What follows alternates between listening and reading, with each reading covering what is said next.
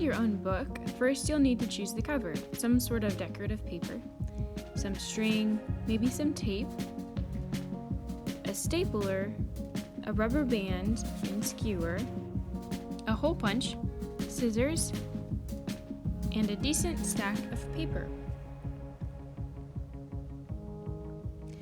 First, cut out the cover. I chose a poster I liked and cut out the cover from it. Now grab your plain paper and stack them, fold them so that there is a seam, and then cut them down to your desired size. Here I didn't need to cut them because I wanted this size. Make sure it fits inside the size of your cover. And then we can begin.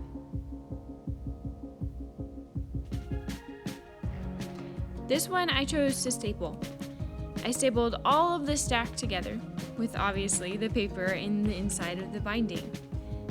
But sometimes staples can catch on things if you don't cover them up, so I grabbed some pretty tape. After unrolling the tape, I placed them on the binding, the edge with the staples in them, tore it off, and covered it on the other side as well. After trimming your tape off, your book's good to go. See? For the second option, I did the same thing for the cover and the center pages, but this time I hole punched it. I hole punched the entire stack.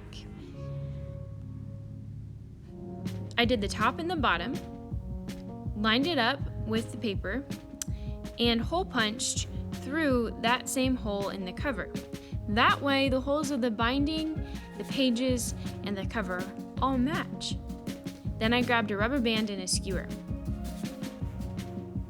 I fed the rubber band through one hole, like this, pulled it down to the other hole, but first I held it in place by threading the skewer through the rubber band. Then I did the same thing on the other hole.